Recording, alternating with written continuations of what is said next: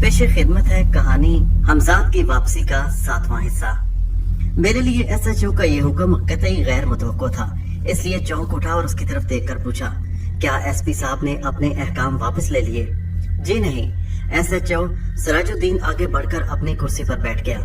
दरअसल एसपी साहब इस वक्त अपने कमरे में नहीं हैं, शायद हेड ऑफिस गए हैं। जब तक वो बरादरम सिराजुद्दीन, मैंने उसकी बात काटते हुए तंजिया लहजे में कहा, अब तुम गोया अपने इख्तियारात इस्तेमाल करते हुए मुझे हवालात में बंद करा रहे हो, यही बात है ना? मेरे चुपते हुए लहजे ने उसके चेहरे पर बौखलाहट के आसार पैदा कर दिए। शेख साहब, आप गालिबन मेरी तरफ से गलतफहमी का शिकार हो रहे हैं। दरअसल कानून तो कानून होता है और सबके लिए बराबर इंसाफ फराहम करना उसका काम है। वो कानून के बारे में अपनी जरूरी और गैर जरूरी मालूमात का इजहार करता रहा। उसका मकसद महज ये था कि मैं उसे कतई जाहिल न समझ बैठूं। मैं खामोशी से उसकी अजीब बातें सुनता रहा। फिर जब वो खामोश हो गया तो मैंने कहा, बरादरम, तुम मुझे इल्म दरियाओ मालूम होते हो। मैं उसे घिसने लगा। तुम थे कहाँ अब तक? कानून के बारे में इतना वसी मालूमात, लफ्ज इतनी को मैंने जरा खींच कर अदा किया। जी बस आप बुजुर्गों की मेहरबानी है, वो कहने लगा। उसका अंदाज ही कुछ ऐसा था कि मैं कोशिश के बावजूद अपनी रगे शरारत को भड़क उठने से बाज न रख सका। मैंने उसे शर्माते ले जाते देखकर एकदम कह दिया, बस तो प्यारे तुम मुर्गा बन जाओ। जी? उसने एकदम मुंह फाड़ दिया।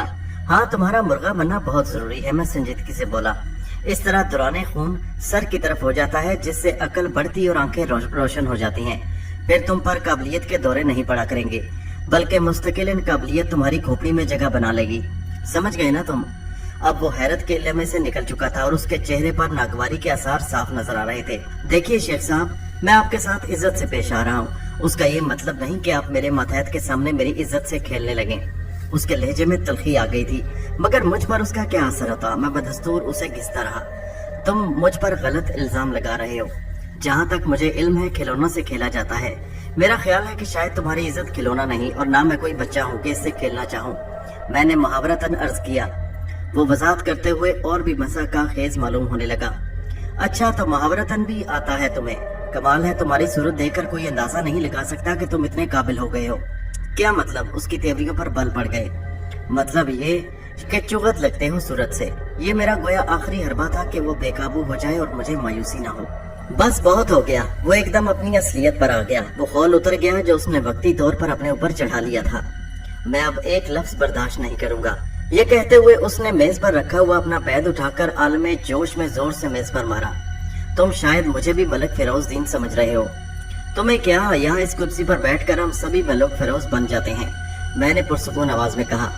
फिर सख्त लहजे में बोला, मेरे पास शराफत का जवाब शराफत और कमीनगी का जवाब कमीनगी होता है। समझे मियाँ सिराजुद्दीन? जब एसपी मेरी रिहाई का हुक्म दे चुका है तो तुम दरमियान में टांग अड़ाने वाले कौन होते हो? मैं 2 मिनट में दिमाग के सारे कीड़े झाड़ देता हूँ। अगर तुम इज्जत के साथ मुझे यहाँ बिठाते और कहते कि जब तक तुम्हारा एसपी न जाए मैं तुम्हें थाने से ना जाने दूं, तो बात और थी। मगर तुम कुछ ज्यादा फैलने लगे। जाहिर है ऐसी सूरत में मुझे तुम्हारा ये फैसला किस तरह कबूल होता कि हवालात में दोबारा बंद कर दिया जाऊं? तो तुम मेरे फैसले को चैलेंज कर रहे हो, मुझे घूर कर बोला। यानी मुझे बहैसियत एसएचओ ये हक नहीं कि किसी मुजरिम को जो इकबाल जुर्म भी कर चुका हो हवालात में बंद कर सकूं। तुम्हें फिर काबिलियत का हैजा होने लगा है अहमक आदमी। कोई फैसला करने से पहले जुर्म की नौयत देखी जाती है और ये देखना अदालत का काम है, तुम ऐसे टटपुंजियों का नहीं। उसकी कुव्वत बर्दाश्त आखिर जवाब दे ही गई। एक तो यही कम ना था कि वहाँ सब इंस्पेक्टर मौजूद था। उस पर सितम ये हुआ कि वहाँ सिपाही की मौजूदगी का ख्याल उसे एकदम आ गया। मेरे बजाय वो उसकी तरफ देख कर दहाड़ा, ले जाओ इस अहमक के पट्टे को, बंद कर दो हवालात में। मैं भी देखता हूँ कि कितने कसबल हैं इसमें। पछताओगे बरखुरदार। ये कहते हुए मैंने हमजाद को इशारा कर दिया। अभी यहाँ तुम्हारा तमाशा शुरू हो जाएगा। जब तक तुम्हारा एसपी अपना हुक्म वापस नहीं लेगा मैं हरगिज़ हवालात में बंद नहीं होगा। अगर मेरी बात पर यकीन नहीं तो कोशिश करके देख लो। मेरा इशारा पाते ही हमजाद फौरन हरकत में आ गया था। डरता झिझकता हुआ सिपाही मेरी तरफ बढ़ते बढ़ते एकदम रुक गया। सब इंस्पेक्टर शायद फिजा में तनाव महसूस करते ही एकदम अपनी कुर्सी छोड़कर खड़ा हो गया। एसएचओ का चेहरा शदीद गुस्से के सबब सुर्ख हो रहा था। उसकी नजरें सिपाही पर जमी हुई थी। सिपाही जैसे ही रुका वो चीख उठा, अरे जल्दी कर, रुक क्यों गया? फिर वो सब इंस्पेक्टर की तरफ पलटा, और तुम खड़े हो क्या तमाशा देख रहे हो? एक आदमी को काबू में नहीं कर सकते तुम? Yes sir. सब इंस्पेक्टर गड़बड़ाकर जल्दी से मेरी तरफ लपका। फिर गालिबन उससे गुज़श्ता एसएचओ मलिक फिरोजदीन के साथ पेश आने वाला वाकया याद आ गया और वो खुद ही ठिठक कर रुक गया। मैं इत्मीनान के साथ कुर्सी पर बैठा हुआ था, बल्कि अब टांगे भी फैला दी थी, जैसे उस वाक़े से मेरा कोई ताल्लुक ही ना हो। हमजाद की मौजूदगी में भला मुझे फिक्र भी क्या होती। मैं देख रहा था कि वो पूरी तरह चौकन्ना है। फिर इससे पहले कि SHO मजीद तुरम खानी दिखाता, सूरत हाल गैर मुतवक्को तौर पर बदल गई। SP का अर्दली कमरे में दाखिल हुआ, वो भी बंगाली था। साहब बुलाता है, उसने गोया तलबी का हुक्म सुनाया। जिस तरह गुब्बारे में भरी हुई हवा एकदम निकल हट जाती है, वही हाल SHO का हुआ। उधर अर्दली हुक्म सुना कर गया, उधर SHO अपनी कुर्सी से उठा। मैं आता हूँ अभी, उसने सब इंस्पेक्टर को मुखातिब किया। फिर खोखली सी आवाज में बोला, जब तक मैं लौट कर ना आऊं। उसने मेरी तरफ निगाह उठाई। उसने दानिस्ता फिक्रा अधूरा ही छोड़ दिया था। समझ गए तुम? सब इंस्पेक्टर उसका इशारा समझा या नहीं, मगर उसने जोर से गर्दन हिलाकर यस सर कह दिया। दरवाजे तक पहुंचते पहुंचते बगैर मुड़े SHO ने अपने इशारे की वजाहत भी जरूरी समझी। बोला, इसे मेरे लौटने तक यहीं रोकना है। एक बार फिर गरीब इंस्पेक्टर को यस सर की हाँक लगानी पड़ी। SHO कमरे से निकल गया। अपनी तो हर तरह मुसीबत है। सब इंस्पेक्टर बुड़बुड़ाता हुआ कुर्सी पर बैठ गया। फिर शायद उसे सिपाही का ख्याल आया, जो अभी तक उसके किसी मुजस्मे की तरह उसके पास खड़ा था। तुम दरवाजे पर जाकर खड़े हो जाओ। सुना नहीं साहब क्या हुक्म देकर गए हैं? सिपाही किसी चाबी भरे हुए खिलौने की तरह अबाउट टर्न हुआ और दरवाजे पर जाकर खड़ा हो गया। मेरे बयान और SHO की हिमाकत से मामला बेसबब तूल खींच रहा था, और अभी मुझे बहुत से काम थे। अब थाने और पुलिस के चक्करों से मेरा जी ओब गया था। ये चक्कर जितनी जल्दी खत्म हो जाता अच्छा था। न्याय SHO भी जाहिर कर रहा है कि अब मेरे हक में नहीं रहा था। वो SP को नई पट्टी पढ़ाने की कोशिश करता। वो इस कोशिश में कामयाब हो पाता या ना, मेरा वक्त जरूर बर्बाद करता। मैंने चंद ही लम्हों में फैसला कर लिया। इस सब इंस्पेक्टर और सिपाही के बस में नहीं था कि मुझे जाने से रोकते। मैं अचानक कुर्सी से उठ खड़ा हुआ और उसी के साथ हमजाद को साथ चलने का इशारा किया। मुझे कुर्सी से उठते देखकर सब इंस्पेक्टर बुखलाया और खुद भी खड़ा होकर बोला, जनाब जनाब आप तशरीफ रखिए। बको मत, मैंने उसे डांट दिया। तुम पर कोई जिम्मेदारी नहीं आएगी। मगर जनाब सुने तो सही। अजीब चपड़ू हो तुम। अगर बगर किए जा रहे हो, कह तो दिया कि तुम्हें तौबदम नहीं किया जाएगा। मैं थाने से भाग नहीं रहा, तुम्हारे SP के पास जा रहा हूँ। ये कहकर मैं आगे बढ़ा। फिर तो ठीक है जनाब। ये कहकर उसने सिपाही को बुलंद आवाज में मुखातिब किया, जनाब को SP के साहब के कमरे तक छोड़ाओ। नहीं, मैंने सख्ती से कहा। ज्यादा होशियारी छांटने की जरूरत नहीं, मुझे SP का कमरा मालूम है, खुद ही अकेला वहां तक चला जाऊंगा। फिर सिपाही तस्वीर बना दरवाजे पर खड़ा रह गया और मैं उसके करीब से गुजरकर बाहर आ गया। सिपाही की इतनी हिम्मत नहीं हुई कि मुझे रोक सकता। जल्द ही मैं तेज कदम उठाता हुआ थाने के पिछले हिस्से में पहुंच गया। मेरा हमजाद मेरे साथ था। मैंने सिर्फ उससे इतना कहा कि जल्द से जल्द इस चक्कर से निकलना है। तुम इस सिलसिले में जो चाहे करो, मुझे कोई इतराज नहीं, मगर कानून के मामले में मुदाखलत न करना। SP के कमरे के दरवाजे पर मुस्तैद कांस्टेबल खड़ा था। हमजाद लपक कर उसके सामने आ गया। मैं इस दौरान में अंदर दाखिल हो चुका था। यकीन करें सर कि वो 10 नंबरी है। और SP के कमरे में दाखिल होते ही मैंने नए SHO की आवाज सुनी। मुझे कमरे में दाखिल होते देखकर उसकी आवाज को जैसे ब्रेक लग गया। 10 नंबरी हाजिर है जनाब, मैंने SP के करीब अपने हमजाद को देखकर कहा। तुम बकवास करता है। SP एकदम SHO पर गर्म हो गया। फिर SP ने अपनी टूटी फूटी उर्दू में नए SHO से जवाब तलब किया कि जब मैंने रिहाई का हुक्म दिया तो फिर तुम कौन होते थे जो शेख करामत को रिहा नहीं किया? SHO सिराजुद्दीन लाख अपनी सफाई पेश करता रहा, मगर SP ने एक ना सुनी। SP ने मेरा तहरीरी बयान भी मंगवा लिया और उसे पढ़ने के बाद गोया अपना फैसला सुना दिया। उसने कहा कि शेख करामत का यह बयान सच्चाई पर मबनी है, उन्होंने कुछ नहीं छुपाया। यहाँ तक के हालात से मजबूर होकर रिश्वत देने का भी एतराफ किया है। कानून अंधा नहीं होता, जैसा कि आमतौर पर कहा जाता है।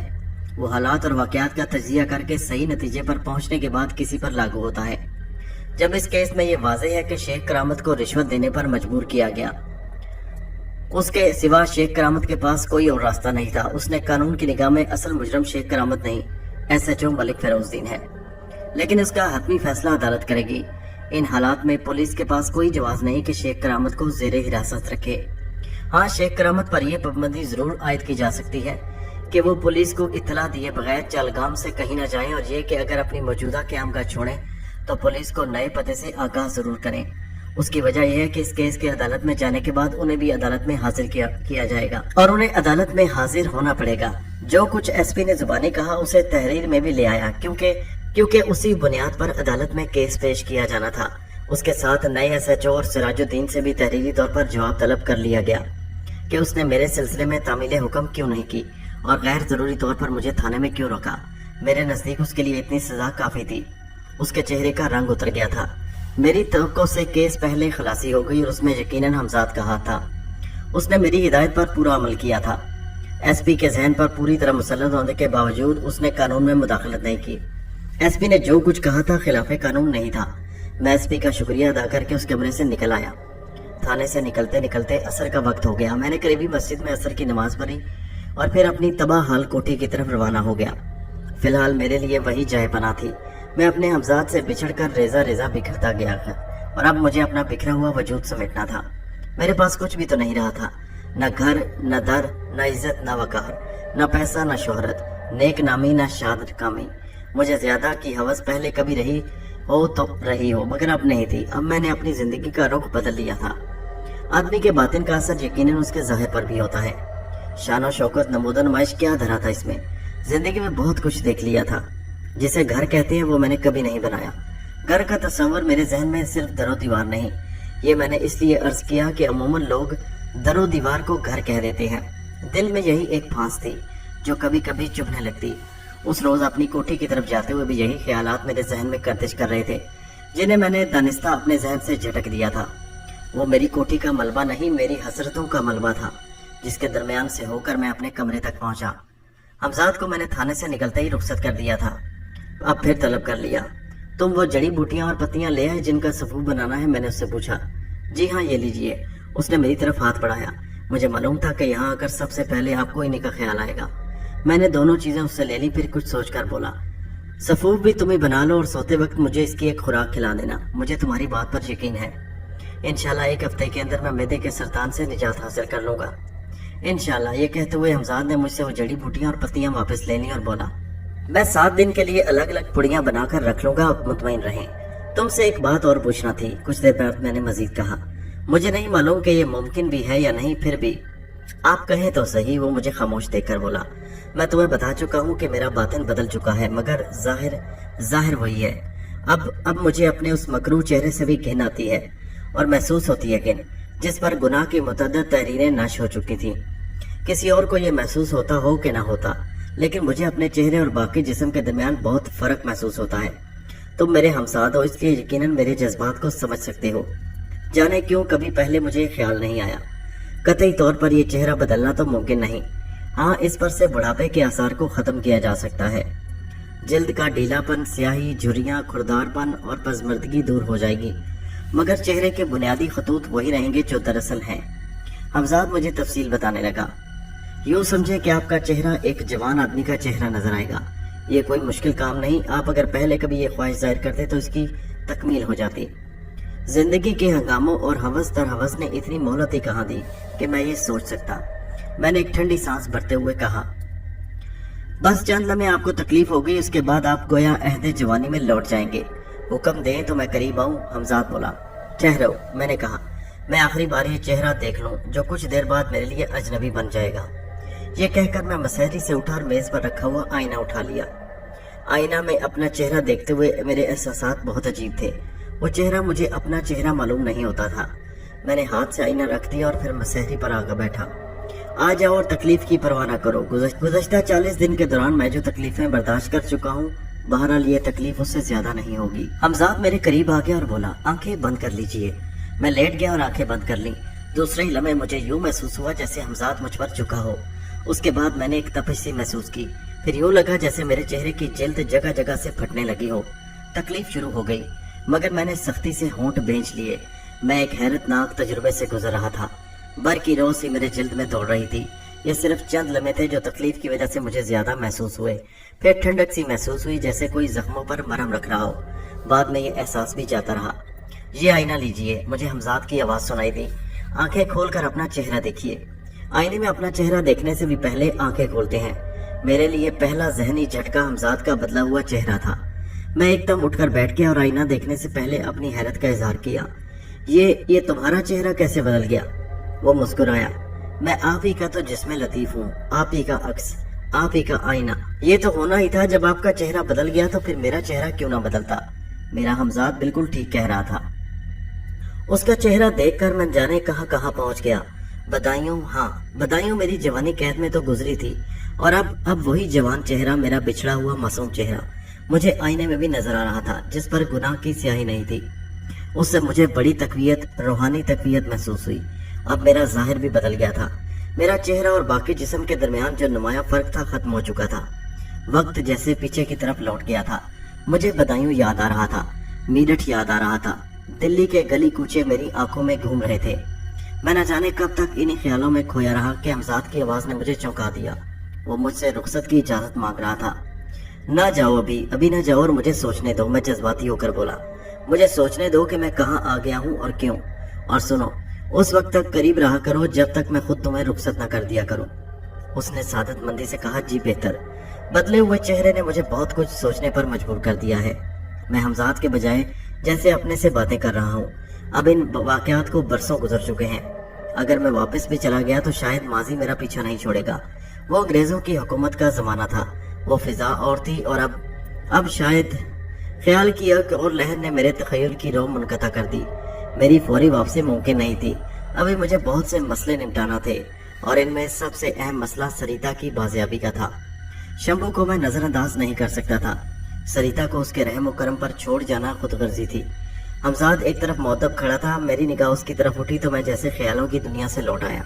सुनो, मैंने हमजाद को मुखातिब किया। इस वक्त सबसे पहला मसला सुकूनत यानी रिहाइश का है। मैं इस खंडर में नहीं रह सकता। यहीं इसी मोहल्ले में कोई खाली मकान तलाश करो। किराए का झंझट ना हो तो बेहतर है। मैं देखता हूँ कितनी रकम बाकी रह गई है। ये कहता हुआ मैं उठा। अलमारी खोल कर देखी तो चंद 100 रुपए पड़े थे। हमजाद को मेरी मुश्किल समझने में देर न लगी।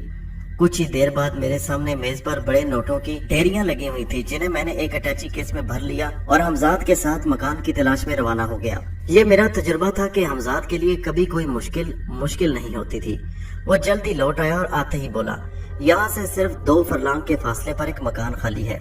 मालिक मकान यहाँ से मगरबी पाकिस्तान के एक शहर कराची मुंतकिल हो चुका है। उसकी रिहाइश अपने बड़े भाई के घर में है। मकान उसने इसीलिए खाली कर दिया है कि जब कोई अच्छा गाहक मिले तो इसे बेच देना। आप चाहें तो पहले चलकर देख लें। तुमने देख लिया काफी है, बस सर छुपाने की जगह होनी चाहिए। तुम मुझे मालिक मकान के पास ले चलो। अभी मेरी बात पूरी हुई थी कि मगरिब की अजान हो गई। मैंने हमजाद से कहा, नमाज पढ़कर अभी चलता हूँ। ये मसला आज ही हल हो जाए तो बेहतर है। फिर मगरिब की नमाज पढ़ने के बाद मैं हमजाद के हमरा मालिक मकान के बड़े भाई के घर तक पहुँच गया। वो बंदा बिहार का था, छपरा डिस्ट्रिक्ट के कस्बे का रहने वाला आदमी। खुश इखलाक था मगर थोड़ा सा लालची भी। इसी वजह से उसका मकान नहीं बिक सका था। खाली मकान करीब ही था और उसने मुझे दिखाया और मैंने पसंद कर लिया। अब आप ही बताएं सोहेब, 2 मंजिला मकान है, 60,000 कोई ज्यादा तो नहीं है। मुझे अपनी दानिश में हमवार करने लगा। ठीक है, मगर मुझे फौरन कब्जा चाहिए, मैंने बात को मुत्सर करने की खातिर कहा। अरे मकान तो इसी वजह से खाली पड़ा है साहेब। मामला बनते देखकर वो जल्दी से बोला, आप अभी आ जाएं। फिर जरा ठहर कर बोला, बात बस। हाँ कहो, क्या बात है? सौदा नकद होगा साहब। उसने दिल की बात कह दी। मंजूर है, मैंने रजामंदी का इजहार कर दिया। फिर बोला, आपके पास उसके कागजात हैं? बिल्कुल साहब, हर काम पक्का है। मकान की रजिस्ट्री वगैरह कल सुबह हो जाएगी। मैं तुम्हें रकम आज ही अदा कर देता हूँ, तुम मकान के कागजात दे दो। चलें तो फिर, और ये रखें मकान की चाबियाँ। उसने मुझ पर एतमाद का इजहार करने की खातिर कहा। नहीं, मैं पहले रकम ले आऊं फिर चाबियाँ लूंगा। ये कहता हुआ मैं उसके साथ खाली मकान से बाहर आ गया। मैं बेचैनी से आपका इंतजार करूंगा, वो चलते चलते बोला। बस अभी आया। ये कहकर मैं अपनी कोठी की तरफ तेज तेज कदमों से बढ़ने लगा। उसके बाद इशा से पहले पहले मेरा सारा जरूरी सामान नए मकान में मुंतकिल हो चुका था। काट कबाड़ मैंने वहीं पुरानी हवेली के खंडर में छोड़ दिया। उस दौरान में मेरा पुराना मुलाजिम इरशाद अली भी आ टपका था। हवेली को खंडर बने देखकर उसने गिरिया करने की इब्तदा ही की थी कि मैंने उसे रोक दिया। हमजाद के अलावा छोटा मोटा सामान मुंतकिल करने में उसने भी तेजी दिखाई, और सामान बचा भी क्या था। सामान में दीगर जरूरी अशिया से ज्यादा किताबें थी। इरशाद अली दिन में कई बार वहां चक्कर काट कर गया था और बिलाखिर अपने मकसद में कामयाब हो गया। उसने मेरी बदली हुई सूरत को भी बड़ी हैरत से देखा था, मगर जब मेरी आवाज सुनी तो उसे यकीन ही करना पड़ा कि मैं शेख करामत हूँ। उसे मेरा वजीफा कामयाब हो जाने पर बड़ी खुशी थी। मेरे बदले हुए चेहरे को भी उसने वजीफे के खाते में डाल दिया और मैं सिर्फ मुस्कुरा कर रह गया। नए मकान की ऊपरी मंजिल को मैंने सुकूनत के लिए मुंतखब किया। ऊपर सिर्फ 2 कमरे थे, जिनमें से एक को मैंने नशिस्त का और दूसरे को ख्वाबगाह बना लिया। निचली मंजिल पर 3 कमरे थे, उनमें से एक को लाइब्रेरी, दूसरे को मेहमानों के लिए और तीसरा कमरा इरशाद अली के लिए मखसूस कर दिया। बहुत कम वक्त में हमजाद ने उस मकान का हुलिया बदल दिया। अब उसे देखकर कोई ये नहीं कह सकता था कि घंटा भर पहले कोई इसमें मुंतकिल हुआ है। ऊपरी मंजिल पर दोनों कमरों के सामने खुली छतों पर मुंडेरों के किनारे गमले लगे हुए थे और उनमें खुशबूदार फूल महक रहे थे। सारा घर खूबसूरत सामान से भरा हुआ था। इरशाद अली बार बार मेरे पास आकर अपनी हैरत और खुशी का इजहार करता। कभी कहता, मेहमानों वाले कमरे में जाने कहाँ से नई मसहरी और नई मेज कुर्सियां आ गई हैं। कभी हाँफता हुआ आता और बताता, जनाब कहाँ से नया फर्नीचर चला रहा है। नया? मेरी तो अकल हैरान है। मैं जरा की जरा बाहर चक्कर लगाने गया था कि देखूं पास पड़ोस वाले कैसे हैं। लौटा तो मेरा कमरा सामान से भरा था और बावर्ची खाना भी, और तो और गुसलखाने में लोटा, बाल्टी, तौलिया, साबुन भी देखा है मैंने। कमाल हो रहा है जनाब, ये सब अल्लाह का करम मालूम होता है। जिसने ले लिया था वो दोबारा दे रहा है। वो खुद ही तवज्जुहात तलाश कर लेता था, इसलिए मुझे ज्यादा मजीद समझाने की क्या जरूरत थी। जाहिर है कि मैं उसे हमजाद के बारे में तो बता नहीं सकता था कि ये सब उसी की कारस्तानियां हैं। हमजाद से मैंने सिर्फ इतना कहा था कि नए मकान को रहने के काबिल बना दो, और वो मेरे मिजाज से बखूबी वाकिफ था। उसने वही किया था जो मैं कहता। वो रात मैंने नए मकान में सुकून और इत्मीनान के साथ सोकर गुजारी। सुबह मकान की रजिस्ट्री भी करा ली और थाने जाकर भी अपना नया पता लिखवाया। एक थानेदार मेरी बदली हुई शक्ल देखकर हैरान हुआ, मगर किसी में इतनी हिम्मत न हुई कि मुझे शेख करामत तस्लीम करने से इनकार कर देता। गुज़श्ता रोज उन्हें अच्छा खासा सबक मिल चुका था। वो मुझसे डरे डरे और सहमे सहमे से थे। थाने से लौटते हुए मुझे डॉक्टर इम्तियाज का ख्याल आया। घर आते ही मैंने इरशाद अली को साथ लिया और डॉक्टर से मिलने रवाना हो गया। इरशाद अली को मैंने इसलिए अपने साथ लिया कि वो मुझे सही पते पर पहुंचा दे। वहां पहुंचकर मैंने इरशाद अली को वापस कर दिया। मैंने आगे बढ़कर दरवाजे पर दस्तक दी। एक बच्ची बाहर आई। मैंने उससे कहा, डॉक्टर साहब हैं? अंकल से मिलना है, इम्तियाज अंकल से। बच्ची ने तस्दीक चाही। जी हाँ बेटे, क्या नाम है आपका? बच्ची ने पूछा। शेख करामत। अंकल अपने कमरे में सो रहे हैं, अभी जगाती हूँ उन्हें। इतनी देर तक सोते हैं तुम्हारे अंकल? सुबह की सैर करके आते हैं और मेरे साथ फिर सो जाते हैं, मगर मैं नहीं सोती। उस वक्त तक उठ जाते हैं, नहीं तो मैं जगा देती हूँ। अच्छा मैं आई अभी, ये कहकर बच्ची अंदर चली गई। उसकी बातों में बड़ा भोलपन था। मैं समझ चुका था कि वो डॉक्टर इम्तियाज की भतीजी है। थोड़ी देर बाद वो बच्ची भागती आई और मुझे नशिस्तगाह में ले जाकर बिठा दिया। अंकल अभी मुंह धोकर आ रहे हैं, उसने बताया। फिर बोली, चाय पियेंगे आप? बनवा कर लाती हूँ अम्मी से। नहीं बेटे शुक्रिया, आप बस बैठी रहें। जी नहीं जनाब, मैं नहीं बैठ सकती आपके पास। क्यों भाई? अब्बू कहते हैं पहले काम फिर बातें। क्या काम है आपको इस वक्त? स्कूल से आकर 2 पेज लिखती हूँ अंग्रेजी के। जिस दिन नहीं लिखती ना तो इम्तियाज अंकल यूं आंखें निकालने लगते हैं। उसने उसी तरह आंखें निकाल कर दिखाई कि मुझे हंसी आ गई और मैं बोला, अच्छा तो फिर तुम जाओ लिखो। बच्ची चली गई तो मैं सोचने लगा कि डॉक्टर इम्तियाज यकीनन बेरोजगार है। गालिबन उसकी वजह यह है कि वो मुतवस्सित तबके से ताल्लुक रखता है, वरना पैसे पास पल्ले होते तो अपना कोई छोटा सा क्लिनिक खोलकर बैठ जाता। मेरे ख्याल में वो कुछ ज़हीन और बासलाहियत नौजवान था। अगर उसे आगे बढ़ने का मौका मिलता तो यकीनन कुछ कर दिखाता। ऐसे नौजवान मुल्क और कौम का असासा होते हैं, लेकिन जमाने की तेज रफ्तारी और खुदगर्जी उन्हें आगे बढ़ने नहीं देती। अस्सलाम वालेकुम शेख। डॉक्टर फयाज का फिक्रा अधूरा रह गया। उसकी नजरें मेरे चेहरे पर जमी हुई थी। आपने बैठे, मैंने मुस्कुरा कर कहा। यकीन कर ले मैं ही शेख करामत हूँ। आवाज आपकी तो वही है, मगर वो अभी तक मेरे सामने खड़ा हैरत से मुझे देख रहा था। और मैं भी वही हूँ डॉक्टर। अगर मजीद यकीन दिलाने की जरूरत हो तो परसों हवालात में मेरे और आपके दरमियान जो गुफ्तगू हुई वो दोहरा दूं। लेकिन ये किस तरह मुमकिन हो सकता है? उसकी आवाज में हैरत के बावजूद अब शिकस्त का उनसर शामिल था। शायद आप भूल गए, मैंने आपसे कहा था अकीदे से बड़ी कोई ताकत नहीं होती। जी हाँ मुझे याद है। ये कहता हुआ वो सामने वाली कुर्सी पर बैठ गया। मैं इसीलिए आपसे मिलने आया था कि खुद अपनी आंखों से खुदा की कुदरत का तमाशा देख लें। खुदा कादिर मुतलक है, वो मुर्दा जिस्म में भी जान डाल सकता है। मेरे यकीन को आप अपनी सूरत में देख रहे हैं कि मैं आपके सामने जिंदा सलामत और तकरीबन सेहतमंद बैठा हूँ। सेहतमंद? अरे भाई आप तो जवान हो गए और ये एक नाकाबिले यकीन सी बात है, मगर मैं अपने मुशाहिदे को किस तरह झुठला सकता हूँ? यकीन करें शेख साहब कि अभी तक मेरा जहन इस हकीकत को कबूल नहीं कर पा रहा। उसकी वजह है, मैंने पुरसकून आवाज में कहा, हम इस हद तक मादा परस्त हो चुके हैं कि हर मामले में अपनी अकल को ही रहनुमा बनाते हैं। अकल की अहमियत से मुझे भी इनकार नहीं, लेकिन मावराए अकल भी बहुत कुछ है जिसकी तवज्जो मुमकिन नहीं। आप बजा फरमाते हैं। उसने मेरी बात की तस्दीक की। हमारी अकल एक खास हद तक ही हमारी रहनुमाई करती है, वरना इस कायनात में मुतअद्दिद ऐसे मुजाहिरे हैं कि उनका कोई अकली जवाब पेश नहीं किया जा सकता। दरअसल हमने रूहानी इक़दार को यकसर नजरअंदाज कर दिया है और सारी खराबियां उसी से पैदा हुई हैं। खैर ये बताएं आजकल आपकी क्या मसरूफियात है। मैं अब असली मौजू पर आ गया। फिलहाल तो कोई खास मसरूफियत नहीं है, मैं उसने जवाब दिया, लेकिन चंद दिन बाद शायद मुझे जॉब मिल जाए। दरअसल डॉक्टर अनवारुल हक साहब मुझ पर बहुत मेहरबान हैं। उन्होंने ही मुझे आपके पास भेजा था। इंशाल्लाह कुछ ना कुछ हो जाएगा। खुदा करे आपकी तवक्को पूरी हो। मगर मैं कुछ और अर्ज करना चाहता था। मैंने उसे खेज अंदाज में मुस्कुरा कर देखा। जी फरमाइए, वो खुशी अखलाकी से बोला। आप खुद अपना प्राइवेट क्लिनिक क्यों नहीं खोल लेते? मैंने अर्ज मुद्दा से पहले राह हमवार की।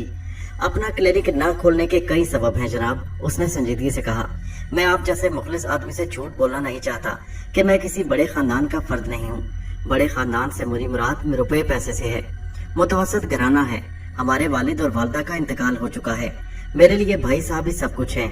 उन्होंने ही मुझे पढ़ा लिखा कर इस काबिल किया है कि मैं जिंदगी की दौड़ में शामिल हो सकूं। खुदा ऐसा बड़ा भाई सबको दे। बहरहाल उनकी जिम्मेदारियां हैं। मैं नहीं चाहता कि अब कोई मजीद उन पर बोझ डालूं। मेरी ख्वाहिश ये है कि अब उनकी जिम्मेदारियों को कम से कम कर दूं। इसी तगोदो में लगा हूं और मुझे खुदा की जात से उम्मीद है कि वो मुझे मायूस नहीं करेगा। हाँ अच्छा। मैं चंद लम्हे खामोश रहा, फिर बोला, इसका मतलब ये हुआ अगर आपको कहीं से इतनी रकम मिल जाए कि अपना क्लिनिक खोल लें तो?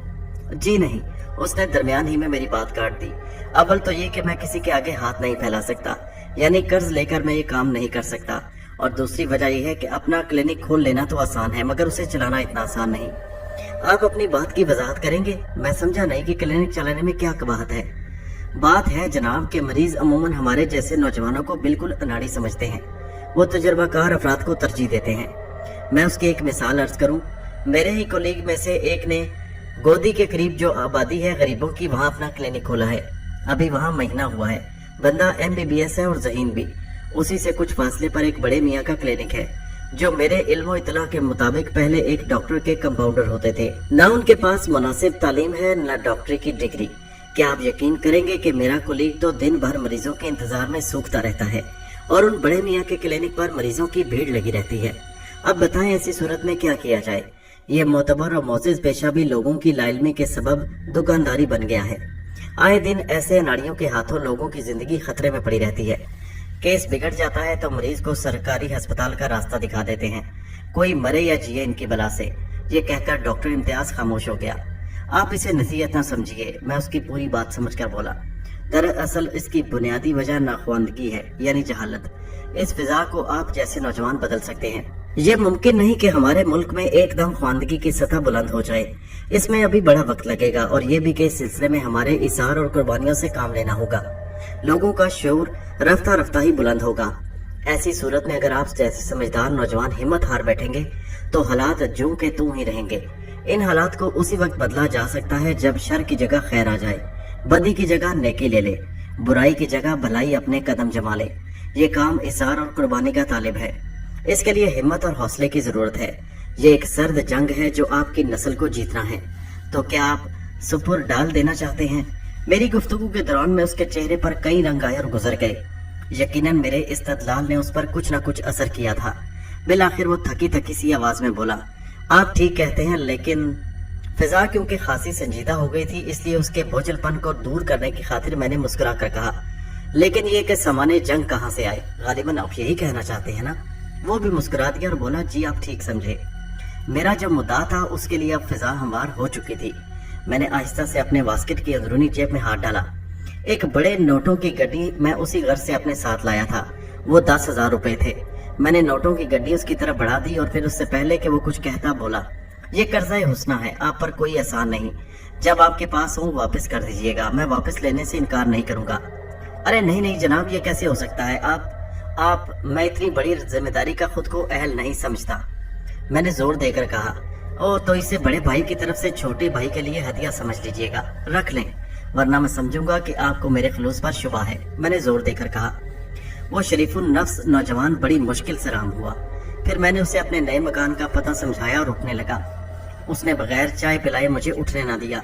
जब वो मुझे रुखसत कर रहा था तो उसकी आंखों में ममनूनियत के आंसू थे और सर झुका हुआ था। मफाद परस्त लोगों की इस दुनिया में यकीनन उस नौजवान के लिए यह बड़ा अनोखा और नया तजुर्बा था।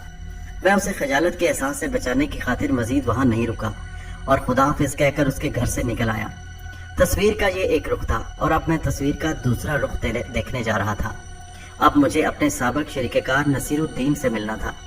डॉक्टर इम्तियाज अगर नेकी की अलामत था तो नसीरुद्दीन बदी का शाहकार। उसने ना सिर्फ मेरे पूरे कारोबार पर नाजायज कब्जा कर लिया था, बल्कि मुझे अपना मकरूज साबित करके अदालत में मुझ पर अदम अदायगी का केस भी कर दिया था। एक जमाने में जब मैं नया नया चालगाम आया था तो यहाँ नसीरुद्दीन को कोड़ी कोड़ी का मोहताज देखा। छोटे शहरों में छोटे सरमायादार भी बड़े गिने जाते हैं। किसी से उसे मेरे बारे में इल्म हुआ कि मैं पैसे वाला आदमी हूँ। खुद ही आकर मिला और मुझे अपनी बिपता सुनाई। इस बिपता का खुलासा ये था कि उसे कारोबार में घाटा हो गया था और ये कि सरमाए की कमी के सबब वो मार खा गया। अगर मुनासिब सरमाया हो तो वारे न्यारे हो सकते हैं। उसने मेरे सामने कई तजावीज रखी, जिनमें से एक मुझे पसंद आ गई। मसला ये था मेरा कि मैं अपनी आमदनी के असल जरिए को छुपाना चाहता था। कम अज कम इसलिए नए शहर में मुझे ये शोहरत नहीं करना था कि मेरा हमजाद मेरे काबू में है। दुनिया दिखलावे के लिए मुझे कुछ न कुछ कारोबार करना था। नसीरुद्दीन चाय की बरामद में दिलचस्पी रखता था। उसकी बातों से मैंने अंदाजा लगाया कि वो वाकई सिलसिले में तजर्बा रखता है और पैसा ना होने की वजह से पिट रहा है। ये मुसलमा असूल है कि बड़ी मछली छोटी मछली को खा जाती है। जिन लोगों के बड़े कारोबार थे वो नसीरुद्दीन को पनपने नहीं दे रहे थे कि कहीं कल को यही शख्स उनके मुकाबले पर ना आ जाए। मैंने उससे पूछा कि कितना बुनियादी सरमाया चाहिए। उसने 5 लाख की रकम बताई। मैंने हाँ कर ली और लिखत पढ़त भी हो गई। इब्तदा में 2-4 दफा मैं उस जगह गया जहाँ उसने अपना दफ्तर कायम किया था। फिर महीनों बाद जाने लगा, इसलिए कि नफा होता या नुकसान मुझे उससे कोई खास दिलचस्पी नहीं थी। मकसद सिर्फ ये था कि आमदनी के जराये के सिलसिले में लोग मेरी तरफ से शुबे में न पड़े। रफ्ता रफ्ता मैं नसीरुद्दीन पर इतना एतमाद करने लगा कि बायसियत शरीकेकार वो मुझसे जिस कागज पर दस्तखत कराता एक नजर उस पर डालकर दस्तखत कर देता।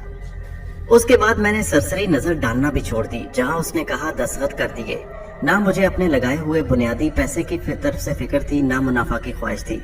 उससे फायदा उठाकर नसीरुद्दीन ने चपचपाते मुझसे उस कागज पर भी दस्तखत करवा लिए जिसकी रूह से मुझे वो मेरे 5 लाख वापस कर चुका था और अब तनहा सारे कारोबार का मालिक था। उसके साथ ही उसने मुझे मजीद फांसने की खातिर 2.25 लाख रुपए का मकरूज भी बना लिया।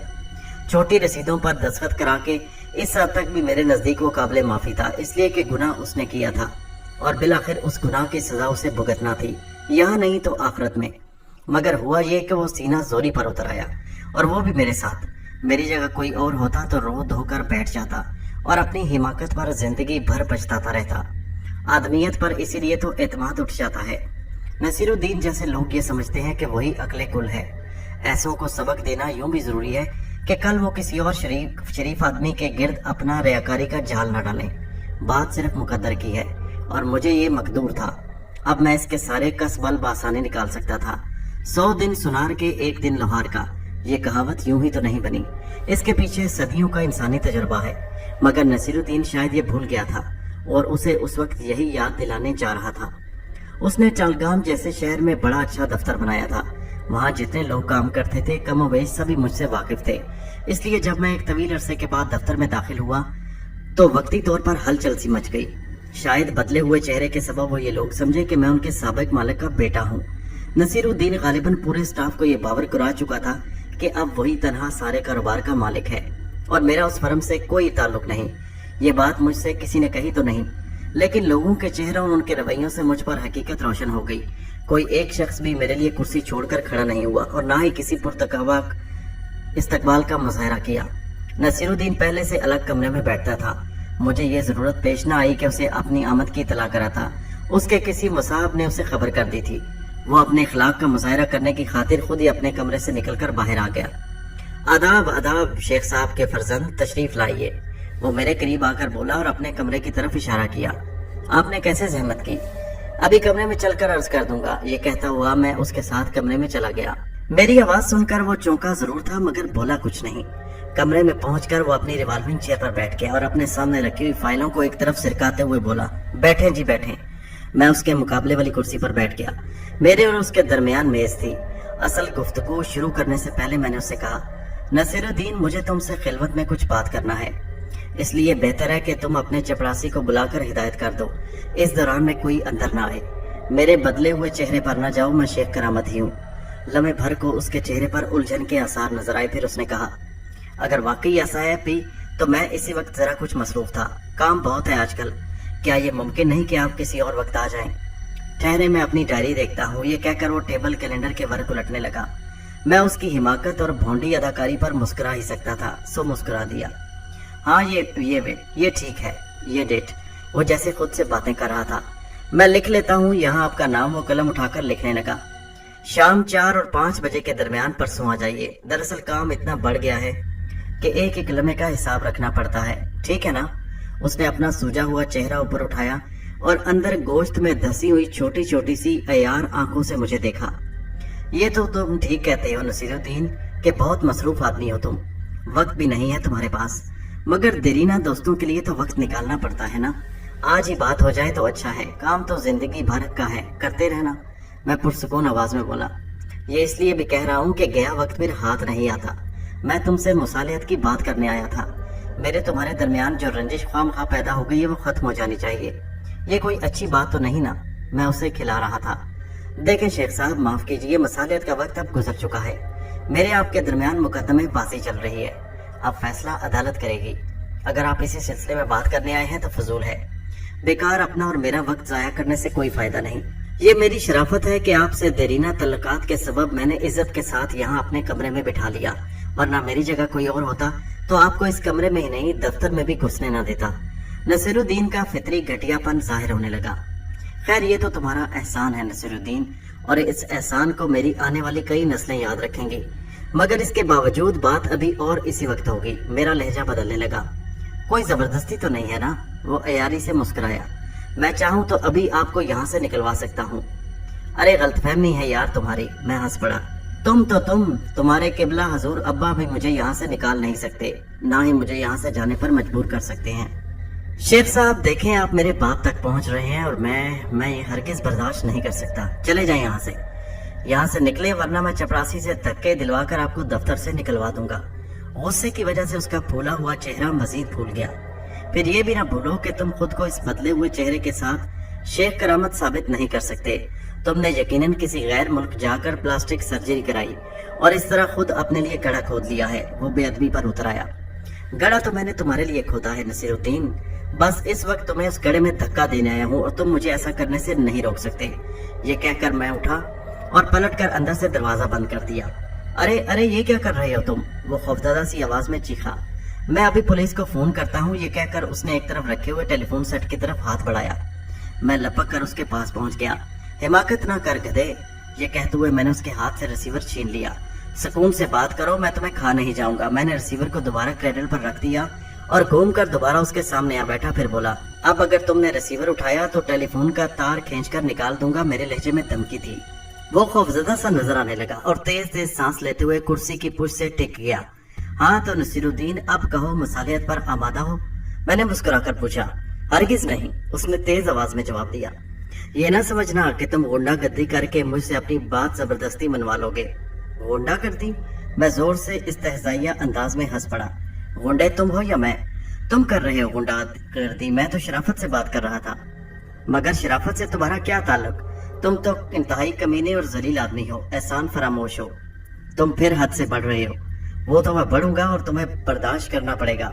कोर्ट में बात करना, कोर्ट में। कोर्ट शरीफा के लिए होती है, तुम जैसे बदमाशों और जालसाजों के लिए नहीं। तो फिर जालसाज साबित कर दो। मुझे अदालत में यहाँ गुंडागर्दी करने क्यों आए हो? वो कहने लगा। तुम्हें जालसाज साबित करने के लिए खुद तुम्हारा मुर्दा ज़मीर काफी है। उसके लिए मजीद किसी सबूत की जरूरत नहीं नसीरुद्दीन।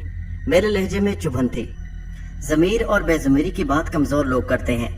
कोई और बस नहीं चलता तो ज़मीर की रट लगाने लगते हैं। मैं कमजोर आदमी नहीं, मेरे पास दौलत है और इस दुनिया में दौलत ही सबसे बड़ी कुव्वत है। मैंने हंसकर कहा, कितनी दौलत होगी तुम्हारे पास? यही 10-20 लाख या इससे भी ज्यादा? तुम कौन होते हो ये पूछने वाले? कुछ भी हो, मेरे पास मेरा अपना है। मैंने अपनी मेहनत और जहानत से कमाया है। मेहनत और जहानत से या अयारी और खयानत से और खबासत से? भौंके जाओ कुछ भी, मुझ पर इन बातों का कोई असर नहीं होगा। इसलिए कि तुम चिकने खड़े हो, कमीनगी की इंतहा पर पहुंच चुके हो और अपना वो वक्त भूल चुके हो जब कोड़ी कोड़ी के मोहताज थे और मेरे पास आकर मिनमिनाए थे कि बड़े कारोबारियों ने तुम्हारी नाक में डकेट डाल दी है। तुम्हें सरमाया चाहिए। भूल गए अपनी औकात? मैंने उसे घूरा। कोई एहसान नहीं किया था, तुमने भी मुझ पर बराबर के शरीक थे तुम। फिर क्या हुआ बोलो? तुमने उस शरीकार को, अपने मोहसिन को, जिसने बुरे वक्त में तुम्हारा साथ दिया, फ्रॉड करके 9-2-11 कर दिया। इसी को जहानत कह रहे हो तुम? मैंने तुमसे कोई फ्रॉड नहीं किया, वो डिटाई से बोला। जो फ्रॉड करते हैं वो खुद चलकर अदालत नहीं जाते, जहाँ दूध का दूध और पानी का पानी हो जाता है। ड्रामा खूब बोलते हो तुम। अगर किसी नाटक कंपनी में होते तो अच्छा कमा खाते। मस्खरे का किरदार तुम पर अच्छा जचता। मैंने उसका मजाक उड़ाया। तुम्हारी सूरत देखकर ही हंसी आने लगती है। चलते हो तो लगता है कोई बड़ी सी फुटबॉल लुढ़क रही हो। उस पर कपड़े ऐसे पहनती हो कि मालूम होता है ढोलक पर गलाफ चढ़ा दिया गया है। ये कहकर मैं हंसने लगा। ज्यादा दांत निकालने की जरूरत नहीं है। वो एक बार फिर गर्म हो गया। तुम्हें मेरा मजाक उड़ाने का कोई हक नहीं। चलते फिरते नजर आओ, इसी में बेहतरी है तुम्हारी। मैं तुम्हारी बातों में आने वाला नहीं। मैं तो तुम्हें गैरत दिला रहा था। मेरा ख्याल था कि शायद शराफत की कोई चिंगारी तुम्हारे नापाक वजूद में अब भी बाकी रह गई हो। नापाक वजूद होगा तुम्हारा। शराफत की बात बुज़दिल करते हैं और मैं बुज़दिल नहीं हूँ। कैसी शराफत, कैसी मसालियत। तुमने कारोबार में जो रकम लगाई थी वापस ले ली, और हमारे दरमियान तहरीरी मुआहदा हुआ था कि जब मैं तुम्हारी रकम वापस कर दूंगा तो वो तहरीरी मुआहदा मनसूख तस्वर किया जाएगा। अब किस बात का रोना रो रहे हो? उसके अलावा 2.25 लाख रुपए तुमने मुझसे मजीद लिए अपने इलाज मुआवजे की खातिर। ये तो मैं भूल ही गया था। अच्छा हुआ तुमने याद दिला दिया कि अपना इलाज मैंने तुमसे पैसे लेकर कराया था। मेरी आवाज में तमस्खर था। मैंने तुमसे जो रकम वक्तन फवक्तन ली है, जाहिर है कि उसकी पक्की रसीदें तो होगी तुम्हारे पास, जैसा कि तुम कई बार बता चुके हो। मगर मुझे न जाने क्यों यकीन नहीं आता इस बात पर। तुम्हारे पास रसीदें हैं नहीं, तुम यूं ही तो उनकी ले रहे हो। अदालत में तुम्हें सब मालूम हो जाएगा रसीदें हैं या नहीं। नसीरुद्दीन कभी कच्ची गोलियां नहीं खेलता। तो अभी तक तुम गोलियां खेलते हो बच्चों की तरह। सच बात आ ही जाती है जुबान पर। खैर मैं तुम्हें ये बता दूं कि अब अदालत का रुख किया तुमने तो बहुत जलील होना पड़ेगा। वजह यह कि वो जैली रसीदें अब तुम्हारे पास नहीं है। मैं मुस्कुरा कर बोला, तुम पर उल्टा केस हो जाएगा। अरे बकते हो तुम। मैंने उन्हें बहुत संभाल कर अपने घर की सेफ में रखा है। ये कहते हुए वो कुछ नर्वस सा नजर आने लगा। गालिबन उसकी वजह से मेरा पुरयकीन लहजा था। मैं बकता नहीं कहते, फरमाया करता हूँ। वो रसीदें मेरे पास हैं, कहो तो अभी दिखा दूं। शायद तुम्हारा दिमाग चल गया है, वो हंसने लगा। फिर बोला, या फिर तुम कोई चक्कर चलाना चाहते हो। मैंने इस दौरान में हमजाद को तलब कर लिया और उससे कहा रसीदें लाओ। ये कहता है कि वो जैली रसीदें इसके घर की सेफ में रखी हैं। बेवकूफ कहीं का। हमजाद मेरा हुक्म सुनते ही गायब हो गया। अब मुझे यकीन आ गया शेख करामत के तुम वाकई सिरक गए हो। वो हंसकर कहने लगा, हवाओं से बातें करने लगे हो। दम लो जरा छुरी के नीचे, अभी तुम्हारी फाख्ता उड़ जाएगी बेटा जब रसीदें दिखाऊंगा। मेरा जुमला पूरा हुआ था कि हमजाद वापस आ गया और उसने आहिस्तगी के साथ मेरी बास्केट की जेब में रसीदें लाकर रख दी। मैंने इशारे से उसे रुखसत कर दिया। नसीरुद्दीन मुझे इस तरह देख रहा था जैसे उसे वाकई मेरी जहनी हालत पर शुबा हो। मैंने उसे एक बार फिर मुखातिब किया, हाँ तो बरखुरदार देखोगे वो रसीदें? इससे पहले कि वो मजीद कुछ कहता मैंने अपनी बास्केट की जेब से हाथ डालते हुए कहा, ये नहीं वो रसीदें। मेरा हाथ बास्केट की जेब से बाहर आ गया। नसीरुद्दीन के चेहरे पर उस वक्त जलजले के आसार थे जब मैं रसीदों की तहें खोलकर उसे दिखा रहा था। उसे अपनी आंखों पर यकीन नहीं आ रहा था। वो 7.25 लाख रुपए की रसीदें थी और उन पर स्टैंप भी लगे हुए थे। नसीरुद्दीन के लिए गोया वो 7.25 लाख रुपए थे। मैंने महसूस किया कि उसके चेहरे का रंग बदल गया। दूसरे इलम में उसने तेजी के साथ झुककर अपनी मेज की एक दराज खोली और फिर मुझे उसके हाथ में रिवाल्वर नजर आया। शेख करामत, ये रसीदें मेरे हवाले कर दो वरना गोली मार दूंगा। वो मुझ पर रिवाल्वर तान कर किसी सांप की तरह फुनकारा। चलो अच्छा हुआ तुम्हारा ये रूप भी नजर आ गया कि तुम दौलत की खातिर किसी को भी कत्ल कर सकते हो। मैंने इंतहाई पुरसुकून लहजे में कहा और हमजाद को दोबारा तलब कर लिया। रसीदें फेंक दो मेज पर। वो मेरी बात को नजरअंदाज करता हुआ बुलंद आवाज में बोला, मगर दूसरे इलमे रिवाल्वर उसके हाथ से निकल चुका था। हमजाद ने उस रिवाल्वर छीन कर मुझे थमा दिया और एक तरफ खड़ा हो गया। अब मेरे हाथ में रिवाल्वर था और दूसरे हाथ में रसीदें। रिवाल्वर इतनी तेजी के साथ उसके हाथ से निकलकर मुझ तक पहुंच गया कि शायद नसीरुद्दीन कुछ समझ ही न सका कि एकदम हुआ क्या। अब उसके चेहरे पर इंतहाई हैरत और खौफ के असरात थे। अब मैं तुम्हें गोली मार दूं तो? मैंने रिवाल्वर उसकी तरफ सीधा कर लिया। नहीं, वो तकरीबन चीख उठा, गोली न मारना, मुझे रसीदें नहीं चाहिए। क्यों? क्या रसीदों के बगैर केस लड़ोगे? मैंने चुपती आवाज में कहा। केस वापस ले लूंगा। वो गिगियाने लगा। रसीदें तो मैं तुम्हें जरूर दे दूंगा। ये कहकर मैंने रसीदें उसकी तरफ फेंक दी। वो हैरत से कभी मुझे और कभी अपने सामने पड़ी हुई रसीदें देखने लगा। उठाकर देखो इन्हें, ये वही रसीदें हैं जो तुमने अपने घर की सेफ में रखी थी। मुझे यकीन है शेख साहब। उसकी आवाज कांपने लगी। अच्छा तो अब मैं शेख साहब हो गया। लफ्ज साहब पर मैंने जोर दिया और मुस्कुराने लगा। फिर एकदम मेरा लहजा बदल गया। रसीदें उठाओ वरना। मैंने रिवाल्वर को हरकत दी। उठा रहा हूँ। वो लर्जने लगा। खुदा के लिए गोली न चलाना। फिर वो झुककर मेज से रसीदें उठा रहा था तो उसका हाथ कांप रहा था। उसी वक्त मेरे जहन में ख्याल आया। मैंने उससे सवाल किया, वो मुआहिदा भी तुम्हारी सेफ में है जो तुमने मुझसे लिखवाया था, शराकत का मुआहिदा। जी हाँ शेख साहब, उसने जवाब दिया और उसी वक्त कमरे के दरवाजे पर दस्तक हुई। कौन? दरवाजे पर कोई भी हो, तुम कह दो कि इस वक्त तुम किसी से नहीं मिलना चाहते। मैंने उसे हुक्म दिया। उसने बुलंद आवाज में मेरा हुक्म दोहराया। मैंने दरवाजे से कदमों की चाप दूर होते सुनी। हल्के सी खटखट की आवाज से मैंने अंदाजा लगाया कि दरवाजे पर दस्तक देने वाली कोई लड़की होगी। दफ्तर में अब नसीरुद्दीन ने लड़कियों का इजाफा भी कर लिया था, जिन्हें मैंने आते हुए देख लिया था। अभी बैंक का वक्त है, तुम्हारे अकाउंट में कितने रुपए हैं? मैंने कुछ सोचते हुए सवाल किया, फिर सख्त लहजे में बोला, झूठ ना बोलना, मुझे ठीक से इल्म नहीं, अपने अकाउंटेंट से पूछने की जरूरत नहीं। मैंने उसकी बात काट दी। मैं खुद मालूम कराए लेता हूँ। अभी तक यही करीबी ब्रांच में है ना तुम्हारा अकाउंट? मैंने उसके साथ बैंक का नाम लिया। जी हाँ, नेशनल बैंक में ही है अभी मेरा अकाउंट। उसने तस्दीक की। रसीदें अब तक उसके हाथ में थी। उसके चेहरे से खौफ के साथ अब उलझन का भी इजहार हो रहा था। वो यकीनन मेरी बात की तह तक नहीं पहुंच सका था। चेक बुक तो होगी तुम्हारी मेज की तराज में, मैं बोला। फिर उसके जवाब देने से पहले कहा, मुझे मालूम है कि तुम बेईमान आदमी हो और जो खुद बेईमान होता है किसी दूसरे पर एतमाद नहीं करता, इसलिए मुझसे बहाना न करना कि चेक बुक अकाउंटेंट के पास है। मैंने कब कहा शेख साहब कि चेक बुक मेरे पास नहीं? वो बड़ी लजाजत से बोला। अपनी मौत को सामने देखकर उसकी सारी अकड़ फू रुखसत हो गई थी। रसीदें फिलहाल मेज पर रख दो और चेक बुक निकालो जल्दी। उसने फौरन मेरे हुक्म की तामील की, फिर डरते डरते सहमी हुई सी आवाज में पूछा, आप क्या चाहते हैं शेख साहब? अपने 5 लाख रुपए वापस लेना चाहता हूँ, चेक काटो तुम। मेरी बात सुनकर उसने तवील सांस लिया, फिर कहने लगा, ठीक है, मगर बैलेंस इतना ना हुआ तो फिर? वो तो मुझ पर छोड़ दो। अभी तुम बहुत दावे कर चुके हो कि बड़े दौलतमंद बन गए हो और तुम्हारा दावा मुझे गलत नहीं लगता। मैं अच्छी तरह जानता हूँ कि तुम जैसे फ्राडियों के पास बहुत माल होता है। हाँ, ये ख्याल रखना कि दस्तखत सही हो। मैं उस वक्त तक यहीं बैठा रहूंगा जब तक चेक कैश नहीं हो जाएगा। लिखो 5 लाख रुपए का चेक। चेक पर सेल्फ लिख लेना, मैंने ताकीद की। वो तो मैं लिख देता हूँ, मगर वो कलम उठाते हुए बोला, मगर क्या? आप यहीं बैठे रहेंगे तो चेक कौन कैश कराने जाएगा? आप मुझ पर यकीन करें, मैं सही दस्तखत करूंगा, ताकि उधर मैं चेक लेकर बैंक जाऊं, उधर तुम फोन पर मैनेजर से कह दो कि चेक कैश ना करे। बाद में तुम बैंक को उस चेक के नंबर लिखकर दे दोगे कि उस नंबर का चेक गुम हो गया है और उसका पेमेंट ना किया जाए। मैंने ये कहते हुए उसे घूरा। तुम्हारी बड़ी खोपड़ी में जो 2 तोले भेजा है उस पर ज्यादा जोर न डालो, समझे अहमद की दुम? अब मैं उसे अहमद की दुम कहता या कुछ और, वो बुरा ना मानता। एक कान से सुनता और दूसरे कान से निकाल देता। यही हुआ।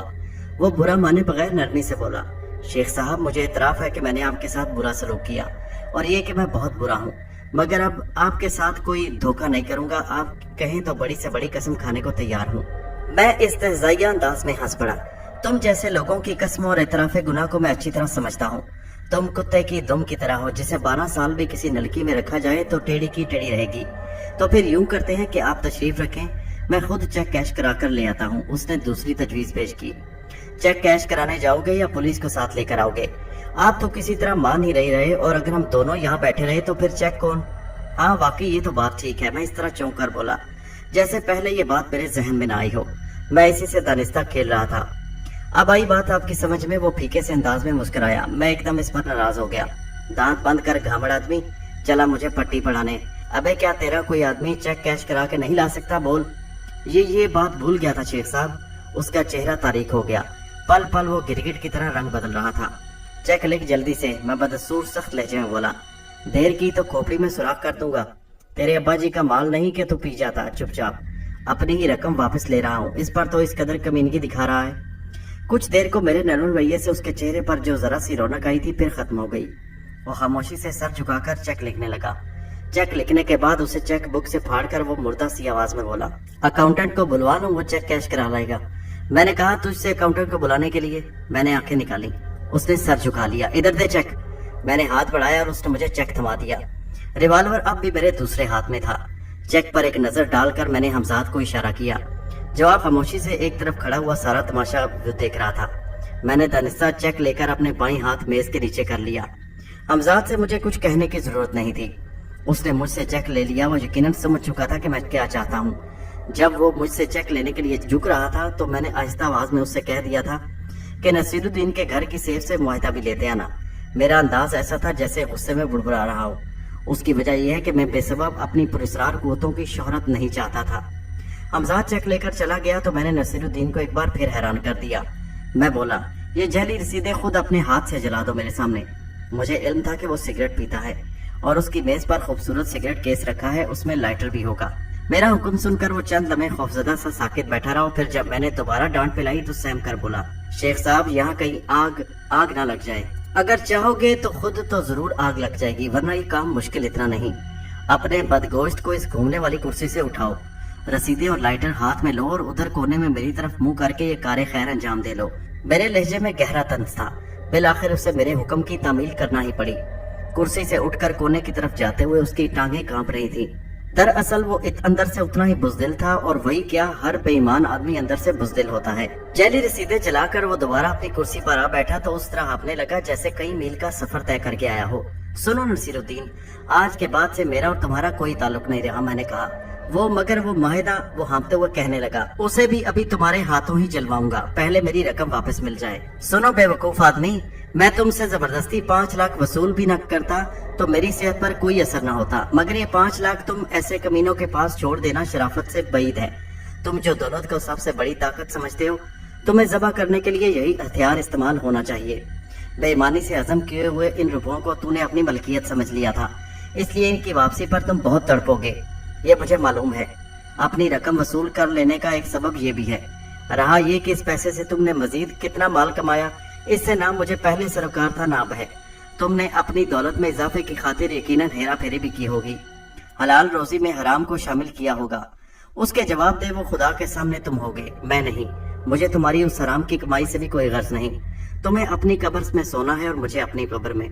शेख साहब, वो भारी आवाज में बोला, मैं यकीनन आपको नहीं समझ सका, मुझसे बहुत बड़ी गलती हुई। पछताओ कि यही तुम्हारा मुकद्दर है, मैंने सख्ती से कहा। मुझे मालूम है कि तुम क्यों पछता रहे हो। मोटी मुर्गी हाथ से निकल गई। तुम्हें मुझ जैसा कोई दूसरा अहमक नहीं मिलेगा जो पलटकर हिसाब तक न ले और तुम्हारी झूठी बातों पर यकीन कर ले। कारोबार में कितना घाटा हो रहा है और कितना मुनाफा। ये कहकर मैंने रिवाल्वर से गोलियां निकाली और फिर खाली रिवाल्वर मेज पर फेंकते हुए बोला, इस खिलौने को दराज में डाल दो, बगैर इसके भी तुम मेरा कुछ नहीं बिगाड़ सकते, क्योंकि मैं तुम्हारे सारे कसबल निकाल चुका हूँ। तुम जिस पर जमार कर तरह ईंट रहे थे उसकी राख वो कोने में पड़ी है। तुमने खुद अपनी दौलत को अपने हाथ से आग लगाई है, मगर हराम की दौलत को। अब उसी के पास कहने को कुछ नहीं रह गया था और ना ही इतनी हिम्मत रही थी कि मेरे खिलाफ मजीद कोई कदम उठा सकता। इसलिए खामोशी से किसी मुजरिम की तरह सर झुकाए बैठा रहा। खाली रिवाल्वर और उसने अपनी मेज की दराज में डाल दिया था। जहनी तौर पर यकीनन उसने शिकस्त कबूल कर ली थी। इतने में टेलीफोन की घंटी बजने लगी। नसीरुद्दीन चौंक कर उधर मुतवज्जो ही हुआ था कि मैं बोला, उठा रिसीवर, उठाकर मुझे दे। मेरी आवाज में हुक्म था। उसने चूं चरा नहीं किया और रिसीवर उठाकर मुझे थमा दिया। जी, मैंने रिसीवर हाथ में लेते ही कहा। यह सेठ नसीरुद्दीन का दफ्तर है ना? दूसरी तरफ से पूछा गया। जी हाँ, मैंने जवाब दिया। मुझे सेठ साहब से बात करनी है। कौन साहब बात कर रहे हैं? आप उन्हें फोन दे दें। दूसरी जानिब से बोलने वाले की आवाज में हल्की सी झंझलाहट थी। सेठ साहब जरा मसरूफ है, इस वक्त मेरे सामने ही बैठे हैं। आप जब तक अपना काम नहीं बताएंगे बात नहीं हो सकती। मैं उनका बैंक मैनेजर नासिर हूँ, मुझे उनसे बहुत जरूरी बात करना है, आप उन्हें बता दें। होल्ड कीजिए। ये कहकर मैंने स्पीकर पर हाथ रखा और नसीरुद्दीन से कहा, बैंक मैनेजर है फोन पर, वो गालिबन तुमसे चेक की तस्दीक करना चाहता होगा। अगर तुमने कोई गड़बड़ वाली बात की तो समझ ही गए हो ना कि क्या हशर करूंगा तुम्हारा। मेरा चेक बहरहाल कैश होना चाहिए। नसीरुद्दीन बगैर कुछ कहे मुझे यूं देखने लगा जैसे मेरा दिमाग चल गया हो। फिर उसने कहा, शेख साहब क्या कह रहे हैं आप? मैं समझा नहीं। आप तो भी यहाँ बैठे हैं, फिर चेक किस तरह? लंबी बात नहीं, तुमसे मैं जो कह रहा हूँ वो करो। ये कहकर मैंने रिसीवर उसकी तरफ बढ़ा दिया। हेलो, वालेकुम सलाम। जी वो मेरे दोस्त। जी नहीं, चेक ठीक है, कैश कर दें आप। नहीं, मैं वाकई मसरूफ था। अच्छा, कितने के? जी ठीक है। अच्छा, नहीं कल तक तो शायद मुमकिन ना हो। हाँ, 2-1 दिन में। ठीक है जी, मालूम है मुझे, खुदा हाफिज। ये कहकर फिर कहने लगा, हैरत है शेख साहब, आप यहाँ बैठे हैं और चेक बैंक में पहुंच गया। ठीक अंदाजा लगाया था आपने। मैनेजर ने इस आदमी को बिठा लिया जो चेक लेकर गया था। फोन की लाइन में गड़बड़ थी, कुछ इसलिए देर लगी। वो काफी देर से फोन मिलाने की कोशिश कर रहा था, मगर ये किस तरह मुमकिन है? नसीरुद्दीन, तुम्हारी छोटी सी अकल में ये बातें नहीं आएंगी, मैंने मुस्कुरा कर कहा। तुम तो अभी बहुत कुछ देर पहले मेरे पास 5 लाख की रकम देखकर हैरान हो जाओगे। बरखुरदार, वो आपका एक आदमी रकम लेकर आएगा बैंक से। यहाँ दरवाजा खोल दूं? अब यहाँ कोई नहीं आएगा बेवकूफ आदमी, मैंने हंसकर कहा, और ना दरवाजा खोलने की जरूरत है। फिर कैसे, किस तरह रकम आपके पास? तुम फिर हाँकने लगे अनट शनट। मैंने तेवरियों पर बल डालकर कहा, कह दिया ना कि तुम जैसे गामड़ों के समझने की बातें नहीं है। वो सहम गया। और सुनो, अगर तुमने किसी से इस वाकया का जिक्र किया तो खाल खींच दूंगा तुम्हारी, मैंने उसे धमकी दी। उसी वक्त मैंने महसूस किया कि हमजाद कमरे में आ चुका है। नसीरुद्दीन पूरी तरह मेरी तरफ मुतवज्जो था और ज़हनी तौर पर यकीनन इंतशार का शिकार भी। गालिबन इसीलिए उसकी नजर थैले पर नहीं पड़ी जो खामोशी के साथ हमजाद मुझे थमा दिया था और जिसमें 5 लाख के नोट थे। थैला मैंने अपनी कुर्सी के करीब रख लिया। उसके साथ ही हमजाद ने मुआहदे का कागज भी दे दिया जो 2 सफ़ात पर मुश्तमिल था। ये लो वो मुआहदा जो तुम्हारे और मेरे दरमियान हुआ था। मैंने हाथ ऊपर करके मुआहदा उसकी तरफ बढ़ाया। इसे भी जला दो अभी। हालांकि इस मुआहदे की रूह से 5 लाख रुपए मजीद वसूल किए जा सकते हैं, लेकिन मैं तुम्हारी तरह बेईमान नहीं, क्योंकि मेरी रकम मुझे वापस मिल चुकी है। मेरे पास भी उसकी एक कॉपी है जो मैं फाड़ कर फेंक दूंगा। उसने मुआहदा मेरे हाथ से ले लिया, फिर हैरत ज़दा और मुर्दा सी आवाज में पूछने लगा, क्या वाकई रकम आपके पास? तो क्या मैं तुम्हारी तरह झूठा हूँ? ये कहकर मैं झुका और कैनवस का थैला उठाकर मेज पर रख लिया जिसमें 100 के नोटों की कटियां भरी थी। मैंने थैले का मुंह खोलकर उसकी तरफ कर दिया और बोला, अब आ गया यकीन आपको? नसीरुद्दीन की हालत नाकाबिले बयान थी। चेहरे का गोश्त बार बार फड़क रहा था और कभी आंखें फैल रही थी, कभी सुकड़ रही थी। कहीं बेहोश ना हो जाना, मैंने हंसकर कहा। अभी तुम्हें यह मुआहदा भी नजरे आतिश करना है, उठो जल्दी। उस पर दहशत सी तारी हो गई थी। मेरा हुक्म सुनकर उसने कई बार कुर्सी से उठने की कोशिश की, मगर फिर से गिर पड़ा। खैर छोड़ो, मैं उसकी हालत का अंदाजा लगाते हुए बोला, इस मुआहदे को जाया नहीं करोगे तो तुम्हारा ही नुकसान है। जब तुम्हारे हवास वापस आएंगे तो जला देना। मैं चलता हूँ। खुदा हाफिज नसीरुद्दीन, हमेशा के लिए खुदा हाफिज। उसके होंठ कांपे जैसे वो कुछ कहना चाहता हूँ, मगर आवाज न निकली। मैंने थैला हमजाद के हवाले किया और कुर्सी से उठकर खड़ा हुआ। अब वहाँ रुकना बेमकसद था। मैं जिस मकसद से आया था वो पूरा हो चुका था। दरवाजे की चटखनी खोलते हुए मैंने हमजाद से कहा, तुम ये थैला घर पहुंचा कर जा सकते हो। मेरी आवाज इतनी धीमी थी कि नसीरुद्दीन न सुन सका। हमजाद गायब हो गया। उसी वक्त नसीरुद्दीन की कुव्वते गोयाई लौट आई। मैंने अकब से उसकी आवाज सुनी, शेख साहब रुक जाए, जरा ठहरे आप, बस 1 मिनट के लिए। उसकी आवाज में इल्तिजा थी।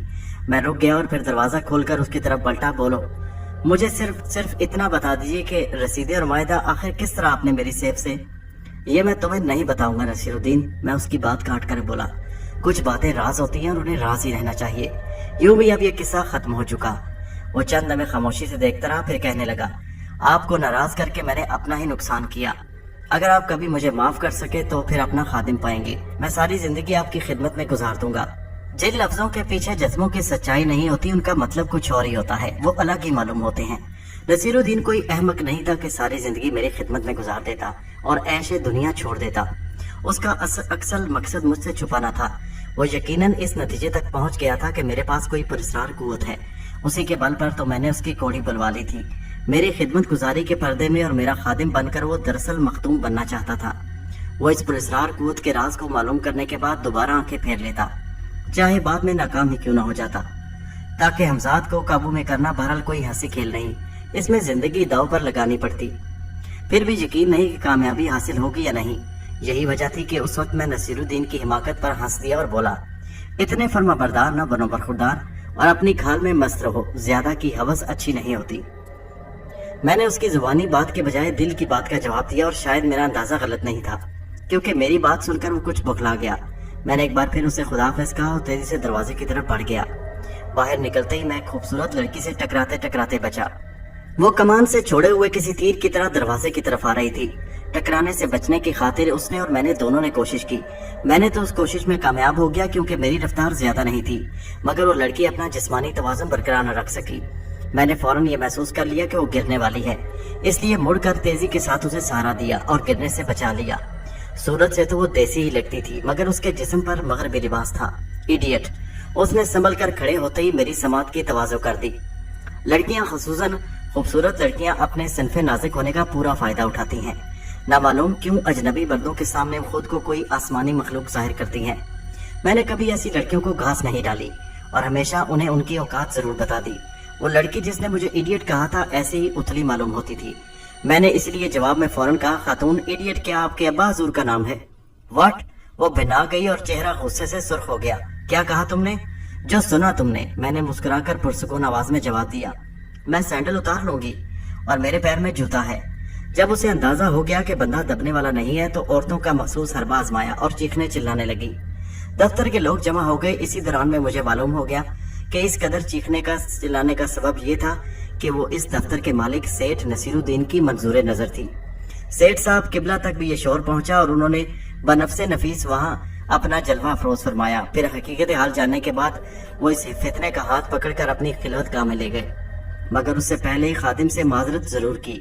यकीनन उस दफ्तर के सेठ साहब ने लड़की को बता दिया होगा कि बीबी तुम कहाँ हाथियों से गिनने छीनने की कोशिश में हो, झपट में आ जाती तो सूरत न पहचानी जाती। इस वाकया से मैं कुछ बेमजा तो हुआ, मगर ये कहकर दिल को तसल्ली दे ली कि ऐ शेख तुम कहाँ तक जी जलाओगे, यहाँ तो आवे का हवा टेढ़ा है। घर पहुंचते पहुंचते दोपहर के खाने का वक्त हुआ गया था। इरशाद अली मेरा इंतजार कर रहा था। परहेजी खाना अभी तक चल रहा था। गुज़श्ता शब सोने से पहले हमजाद ने मुझे शिफाए सरतान की पहली खुराक इस्तेमाल करा दी थी। अभी मुझे पूरे हफ्ते परहेजी खाने पर ही इक्तफा करना था। ये बात मैं इरशाद अली को बता चुका था। मेरे कहने पर वो खाना ले आया। सुबह से अब तक मैं मसरूफ रहा था, इसलिए खाना खाकर सो गया और शाम 4 बजे के करीब उठा। मेरे नजदीक अब सिर्फ एक ही मसला काबिल तवज्जो था, शंभू और सरिता का मसला। मुझे ये मालूम करना था कि शंभू सरिता को लेकर कहाँ फरार हुआ। हमजाद के बगैर भी ये मालूम कर लेना मेरे लिए मुश्किल नहीं था। मैंने सोचा मैं उसके लिए अपने हैरत अंगेज तस्वर की कुव्वत को बुरुएकार ला सकता हूँ। अपनी इस पुरस्कार कुव्वत का जिक्र मैं पहले भी कर चुका हूँ। ये कुव्वत मुझे मेरे हमजाद ने अता की थी। मैं उस वक्त अपने कमरे में तन्हा था और इरशाद अली से कह चुका था कि अब जब तक मैं तुम्हें न बुलाऊं वो ना आए। मुझे उस कुव्वत को बुरुएकार लाने के लिए पूरी जहनी यकसुई और इर्तिकाज की तवज्जो की जरूरत थी। मैंने आंखें बंद करके शंभू को तस्वर किया, क्योंकि मैं उसे एक बार देख चुका था। मुझे शदीद हैरत हुई जब काफी देर तक मेरे सफाए जहन पर शंभू का चेहरा ना उभर सका। मैंने आंखें खोल दी। अब तक ऐसा इसी सूरत में हुआ था जब तक वो शख्स जिंदा ना हो जिसका मैं तस्वर करूं। नतीजतन मैं ये सोचने पर मजबूर हो गया कि शंभू मर चुका है। अगर ऐसा नहीं तो फिर मेरा जहन क्यों तारीख है। मैं इसी सोच में डूब गया। दोस्तों ये कहानी जारी है। इसका अगला हिस्सा नेक्स्ट वीडियो में मुलाहिजा कीजिए। कहानी कैसी लगी नीचे कमेंट में जरूर बताइए।